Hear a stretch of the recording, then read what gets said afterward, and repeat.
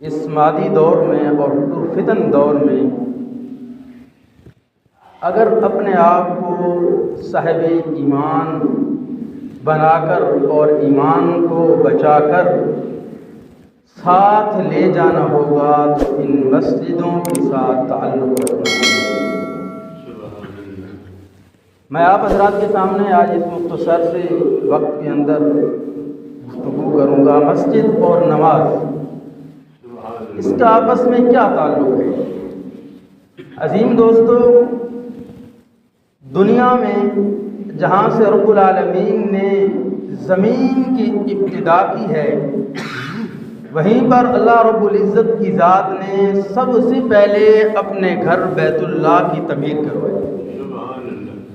یہ دنیا بھر میں جتنی بھی مساجد ہیں، ان مساجد کو بیت اللہ کی بیٹیاں کہا جاتا ہے، اور ایک روایت کے اندر بیان کیا گیا ہے یہ جو مساجد ہیں یہ کل قیامت کے دن زمین سے اٹھا کر جنت کے اندر چلی جائیں گی اور یہ جنت کا حصہ بن جائیں گی۔ یہ جو مسجدیں ہیں یہ دنیا کے اندر یہ اللہ کے گھر ہیں۔ جناب نبی کریم صلی اللہ علیہ وسلم کے پاس ایک دن جبرائیل امین تشریف لے کے آئے تو اللہ کے نبی کریم صلی اللہ علیہ وسلم نے جناب جبرائیل سے سوال کیا، اے جبرائیل، میں آپ سے ایک بات پوچھنا چاہتا ہوں کہ آپ مجھے بتائیے۔ جبرائیل السلام نے کہا کہ یا رسول اللہ حکم کیجئے، کیا بات ہے؟ فرمایا کہ دنیا کے اندر سب سے بری جگہ کون سی ہے؟ جبرائیل علیہ السلام نے کہا پوچھ کر بتاؤں گا۔ اللہ کے ہاں اللہ کے دربار میں تشریف لے گئے۔ جبرائیل علیہ السلام کو اللہ تعالیٰ کی ذات نے کہا اتلو یا جبرائیل، اے جبرائیل میرے قریب ہو جائیے۔ پھر اللہ نے کہا اے جبرائیل میرے قریب ہو جائیے۔ تو جبرائیل علیہ السلام اس خوشی انداز میں وحی لے کر جناب نبی کریم صلی اللہ علیہ وسلم کے پاس پہنچتے ہیں تو اللہ کے نبی ان سے سوال کرتے ہیں، جبرائیل آج کیا بات ہے، آپ خوش نظر آ رہے ہو؟ تو جبرائیل علیہ السلام نے کہا کہ اللہ نے آج مجھے اتنا قریب کیا ہے کہ پہلے مجھے اللہ نے اتنا قریب نہیں کیا تھا، اور پھر کہا خوشی کی بات یہ ہے کہ جو آپ نے مجھے حکم کیا تھا اس کا پیغام لے کر آپ کے پاس پہنچ چکا۔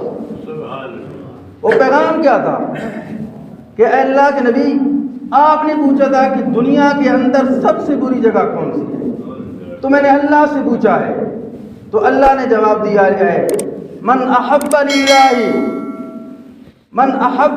الی اللہ مساجدها وابغض للہ سواقها، یعنی سب سے زیادہ اللہ کے ہاں محبوب جگہ اللہ کی مساجد ہے اور سب سے بری جگہ بازار ہے۔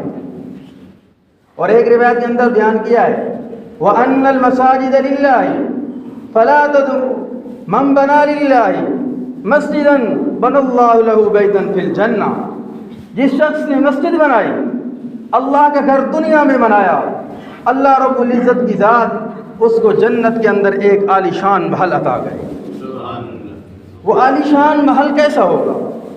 ایک اور روایت کے اندر بیان کیا ہے کہ جس شخص نے ایک چیل کے گھونسلے کے برابر بھی مسجد بنائی ہے تو اللہ تعالیٰ اسے جنت کے اندر ایک گھر عطا فرمائے۔ اس حدیث کا مطلب محدثین یوں بیان کرتے ہیں کہ مسجد اگر گھونسلے کے برابر بنائی جائے تو اس کا کیا مطلب ہے کہ اللہ تعالیٰ اسے جنت میں ایک محل دیں گے۔ تو ایک گھونسلہ تو چھوٹا سا ہوتا ہے اور اللہ اسے اتنا بڑا گھر دیتے ہیں۔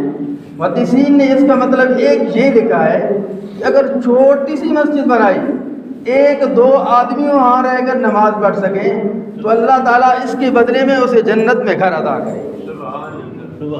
یا آج کل ہمارے معاشرے میں بڑی مساجد بنائی جاتی ہے، اس نے مال و دولت اور مال اتنا مسجد کے اوپر خرچ کیا ہے کہ اس کی جگہ اتنی سی بنتی تھی کہ ایک گھونسلے کے برابر ایک نمازی وہاں کھڑا ہو سکتا تھا، تو اللہ نے اس کے بدلے میں اسے جنت میں گھر عطا کیا۔ تو مسجد اور نماز کا آپس میں بڑا تعلق ہے۔ صحابہ کرام رضوان اللہ تعالی علیہم اجمعین جب اللہ کے نبی کریم صلی اللہ علیہ وسلم مکہ سے مدینہ کی طرف ہجرت کر کے گئے ہیں تو وہاں اللہ کے نبی نے سب سے پہلا کام یہ کیا تھا کہ وہاں اللہ کے نبی نے مسجد قباء کو تعمیر فرمایا، مسجد کو تعمیر فرمایا تھا۔ مسجد اور نماز کا تعلق یوں ہے کہ اس سے ایک انسان کا ڈسپلن قائم ہوتا ہے اور دوسرے اس سے ایک دوسرے ساتھیوں کے احوال معلوم ہوتے ہیں۔ یہ دنیا کا وہ واحد سسٹم ہے جس کے لیے کوئی اعلان نہیں کیا جاتا کہ صف بندی کر دی جاتی ہے، بلکہ مؤذن جب اذان کہتا ہے اور مکبر تکبیر کہتا ہے، امام اپنے مصلی پہ جاتا ہے تو اس ڈسپلن اور ضابطے کے ساتھ لوگ خود بخود ایک صف بندی کا انتظام کرتے ہیں۔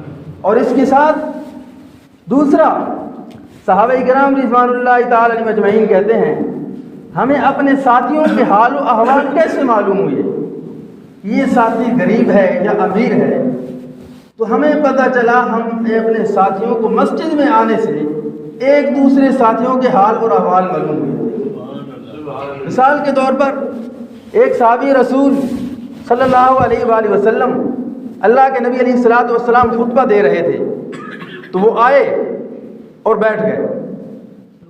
اللہ کے نبی کریم صلی اللہ علیہ وسلم نے کہا، ان کو حکم کیا کہ کھڑے ہوئیے اور 2 رکعت تحیۃ الوضو ادا کی۔ یہاں بھی ہمارے معاشرے میں کچھ لوگ ہیں جب خطبہ ہو رہا ہوتا ہے تو وہ آتے ہیں اور وضو کے لیے تحیۃ الوضو پڑھتے ہیں، ان کی بات بالکل درست ہے، لیکن یہاں مقصد کیا تھا؟ اللہ کے نبی کریم صلی اللہ علیہ وسلم نے ان کو کھڑا کرنے کا، اللہ کے نبی کریم صلی اللہ علیہ وسلم نے اس صحابی کو کھڑا کیا۔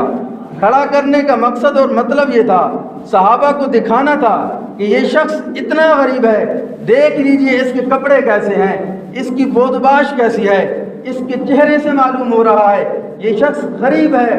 اللہ کے نبی نے اس صحابی کو سوال نہیں کروایا بلکہ صحابہ کو اس کی حالت بتلا کر یہ بتایا ہے کہ اس شخص غریب ہے، تم اس کی امداد کرو۔ صحابہ نے پھر اس کی امداد کی۔ یہ ہے مسجد کا فائدہ، یہ ہے نماز کا فائدہ، ایک دوسرے کے احوال معلوم ہوتے ہیں۔ ایک صحابی رسول آتے، مسجد میں نماز پڑھتے، نماز پڑھ کے فوراً چلے جاتے۔ صحابہ نے پوچھا کیا بات ہے آپ فوراً ہی چلے جاتے ہو؟ اللہ کے نبی کریم صلی اللہ علیہ وسلم کے پاس بات پہنچی، شخص آتے ہیں نماز پڑھتے ہیں فوراً چلے جاتے ہیں، تو بتایا گیا کہ اس صحابی رسول کے پاس ایک ہی چادر ہے جس کے اندر پہلے یہ نماز پڑھتے ہیں اور پھر گھر جا کے ان کے گھر والی نماز پڑھتے ہیں۔ یہ ہے مسجد کا فائدہ اور یہ ہے مسجد کی نماز کا فائدہ۔ مسجد کے اندر ایک دوسرے کے احوال معلوم ہوتے ہیں۔ ایک صحابی آتے فجر کی نماز کے لیے اور فوراً ہی فجر کی نماز پڑھ کے فوراً گھر چلے جاتے۔ صحابہ کرام رضوان اللہ تعالی مجمعین اللہ کے نبی کے پاس بات پہنچی کہ شخص آتے ہیں اور فوراً ہی چلے جاتے ہیں، تو انہوں نے بتایا کہ ہمارے گھر میں پڑوس میں ایک شخص رہتا ہے، اس کی کھجوریں ہمارے گھر میں گر جاتی ہیں اور ہم غریب لوگ ہیں، میں اپنے بچوں کے اٹھنے سے پہلے وہ کھجوریں وہاں اپنے پڑوسی کو پہنچا دیتا ہوں، کہیں میرے بچے اٹھا کر کھا لیں۔ یہ ہے مسجد کا فائدہ اور جماعت کی نماز کا فائدہ، ایک دوسرے کے ساتھیوں کے احوال معلوم ہوتے ہیں۔ میرے دوستو، میرے پاک پیغمبر علیہ الصلوۃ والسلام، حبیب کبریا، محبوب کبریا، ساقی کوثر، شافی محشر، محمد مجتبیٰ، احمد مصطفیٰ، جو چاند کی طرف انگلی کریں تو چاند 2 ٹکڑے زمین پہ ہو کے گر جاتا ہے، وہ پیغمبر آسمانوں کی طرف اپنا چہرہ مبارک اٹھائے تو قرآن بن کے آ جاتا ہے، وہ پیغمبر اپنی تھوک اور لعاب ایک کڑوے کنویں کے اندر ڈالے تو کڑوا کنواں میٹھا ہو جاتا ہے، وہ پیغمبر اگر ایک چھوٹے سے مختصر سے کھانے کے اندر اپنا لعاب ڈالے تو وہ سینکڑوں لوگ اس کھانے کو لوگوں کے اوپر پورا ہو جاتا ہے۔ اس پیغمبر نے کبھی کسی کے لیے بد دعا نہیں کی ہے، لیکن نبی علیہ الصلوۃ والسلام نے ایک موقع پر بھی بد دعا بھی کی ہے۔ وہ پیغمبر جب بدر کا میدان سجتا ہے، صحابہ کرام کے پاس پرانی تلواریں، ٹوٹی ہوئی تلواریں ہیں، صحابہ کرام کے مد مقابل میں آنے والے کفار کا لشکر 1000 کا لشکر ہے، یہاں 313 کا لشکر ہے۔ اللہ کے نبی کریم صلی اللہ علیہ وسلم اپنے حجرہ مبارک وہاں تشریف لے جاتے ہیں جہاں پر آج مسجد بنی ہوئی ہے۔ اللہ کے نبی اور صدیق اکبر رضی اللہ تعالیٰ وہاں بیٹھتے ہیں، اللہ کے محبوب اپنے اللہ سے مدد مانگتے ہیں تو وہ بھی نماز اور سجدے کی وجہ سے مدد مانگتے ہیں، نماز اور سجدے کے ذریعے سے مدد مانگتے ہیں۔ اللہ کے نبی کریم صلی اللہ علیہ وسلم نے فرمایا، آج جو فرشتے اتر رہے ہیں اور ملائکہ اتر رہے ہیں تمہاری مدد اور نصرت کے لیے، یہ میرے اس سجدے کی برکت کی وجہ سے اتر رہے ہیں۔ لیکن وہ پیغمبر جب طائف کی وادیوں میں گئے ہیں، طائف کی وادیوں میں گئے ہیں، لوگوں نے پتھر مارے ہیں، لہو لہان کر دیا ہے، وہاں پر بھی پیغمبر علیہ الصلوۃ والسلام نے کسی کے لیے بد دعا نہیں کی ہے۔ اللہ کے نبی نے فرمایا کہ میں رحمت للعالمین بن کے آیا ہوں، میں جہان والوں کے لیے ہدایت کا ذریعہ بن کے آیا ہوں، نہ کہ جہان والوں کے لیے بد دعا کروں اور یہ لوگ برباد ہو جائیں۔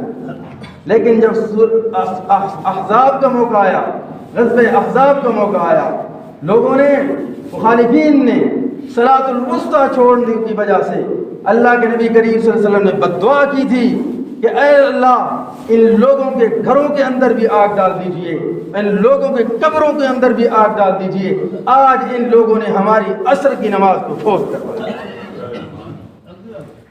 دنیا کے ہاں اپنے کاروبار مقدم ہوں گے، لیکن اللہ اور اللہ کے رسول کے ساتھیوں کے ہاں سب سے زیادہ چیز جو مقدم تھی وہ نماز تھی، وہ بھی نماز، مسجد کی نماز مقدم تھی۔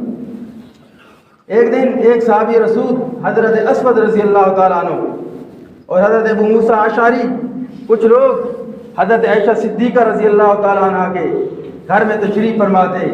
جناب نبی کریم صلی اللہ علیہ وسلم کی نماز کا ذکر چھڑ گیا، نماز کا ذکر چھڑتا ہے۔ حضرت عائشہ رضی اللہ تعالیٰ عنہ فرماتی ہے وہ مجھے منظر یاد ہے، جب نبی علیہ الصلوۃ والسلام کی مرض الوفات کے دن چل رہے تھے، اس دنیا میں آخری ایام چل رہے تھے، تو اللہ کے نبی کریم صلی اللہ علیہ وسلم کو ظہر کی نماز کے وقت کچھ غشی سی طاری ہوئی، بے ہوش ہو گئے۔ اس کے بعد پھر اپنے حال میں آئے تو اللہ کے نبی نے پوچھا کیا نماز کا وقت ہے؟ حضرت عائشہ نے بتایا جی ہاں لوگ مسجد میں بیٹھے ہوئے ہیں۔ تو آپ نے حضرت علی اور عباس کو بلایا، دونوں صحابیوں کو کندھوں پہ ہاتھ رکھوائے اور چلے۔ حضرت عائشہ کہتی ہیں کہ اللہ کے نبی ایسے چل رہے تھے کہ آپ کی جو انگلیاں مبارک تھیں نا، آپ چل نہیں سکتے تھے، ایسے گھسیٹی جا رہی تھیں اور نشان بنے جا رہے تھے۔ اللہ کے نبی اس حالت میں بھی مسجد کو مقدم کیا اور نماز کو مقدم کیا۔ ہے جناب نبی کریم صلی اللہ علیہ وسلم، اللہ نے جو نبی اسلام نے مسجد نبوی بنائی نا، آپ نے گھر بالکل ساتھ بنوائے مسجد کی، بالکل گھر مسجد ساتھ نہیں بنائے۔ آج تو ہم کہتے ہیں کہ ہماری سوسائٹی یہ ہے کہ مسجد سے دور گھر بنانا چاہیے، کیونکہ یہاں سے آواز آتی ہے، وہ پلاٹ اور وہ جگہ کی قیمت نعوذ باللہ من ذالک آج کم ہوتی ہے جو مسجد کے قریب ہو۔ اور میرے اور آپ کے پیغمبر علیہ الصلوۃ والسلام نے اپنے جتنے گھر بھی بنائے مسجد کے ساتھ ساتھ بالکل بنائے، اتنے قریب گھر بنائے۔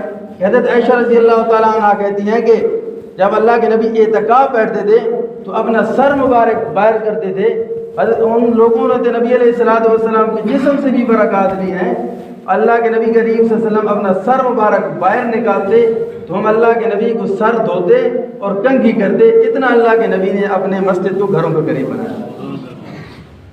میرے دوستو، آج اس پرفتن دور میں ایمان بچانا ہوگا تو مسجد کو آباد کریں۔ اگر اپنے رہن سہن میں سلوک اور اگر امن اور سکون چاہتے ہو تو پھر مسجدوں کو آباد کرنا ہوگا۔ اللہ کے نبی کریم صلی اللہ علیہ وسلم جب بھی طوفان آتا، آندھی آتی، گھر میں چکر لگاتے پھرتے۔ حضرت عائشہ رضی اللہ تعالیٰ عنہ کہا کرتی تھی کہ اللہ کے نبی چکر لگاتے تو میں سمجھ جاتی، میں مشکی دیتے پانی دیتی حضور صلی اللہ علیہ وسلم کو، آپ وضو فرماتے اور وضو فرما کے فوراً ہی مسجد میں چلے جاتے۔ ایک اور روایت حضرت ام المؤمنین روایت کرتی ہیں، ایک دن میرے گھر کے اندر حضور صلی اللہ علیہ وسلم کی باری تھی، آئے اور کچھ رات کا وقت گزرا، وقت گزرنے کے ساتھ آپ تھوڑی دیر آرام کیا، چل پڑے۔ میں بھی چیخ چل پڑی کہ اللہ کے نبی آج تو آج میری باری ہے، آپ کسی آپ اور بیوی کے پاس تو نہیں تشریف لے کے جا رہے ہیں؟ جب وہاں پہنچتے ہیں تو اللہ کے نبی ایک کونے میں مسجد کے اندر کھڑے ہو کر 2 رکعت نماز نفل پڑھ رہے ہیں، اتنی لمبی رکعت پڑھ رہے ہیں اور اس لباس کے اندر پڑھ رہے ہیں، ان تعذبهم فإنهم عبادك وَإِن تَغْفِرْ لَهُمْ فَإِنَّكَ أَنْتَ الْعَزِيزُ الْحَكِيمُ۔ اے اللہ میری امت کو اگر تو عذاب دینا چاہے تو تجھے کوئی روک نہیں سکتا، اگر تو ان کو بخشنا چاہے تو کوئی اس سے روک نہیں سکتا، سب کو بخش۔ میرے دوستو، یہ میرا آپ کے پیغمبر علیہ الصلوۃ والسلام ایک روایت حضرت ابن عباس رضی اللہ تعالیٰ عنہ نقل کرتے ہیں کہ اللہ کے نبی کریم صلی اللہ علیہ وسلم کے ساتھ میں نے نماز پڑھی نماز پڑھنے کے بعد اللہ کے نبی کریم صلی اللہ علیہ وسلم جب سجدے سے اٹھاتے ہیں سر اور اللہ کے ہاتھ اپنے ہاتھ اٹھاتے ہیں تو سب سے پہلے یہ دعا پڑھتے ہیں اللہم ارحم امتی، اللہم ارحم امتی، کہ اللہ میری امت کی بخشش فرما دیجئے، امت کی بخشش فرما دیجئے۔ اللہ کے نبی اس دنیا سے جا رہے ہیں تو آپ مجھے اور آپ کو یہ حکم کر رہے ہیں الصلاۃ الصلاۃ الصلاۃ، لوگوں نماز قائم کرنا، نماز کی فکر کرنا۔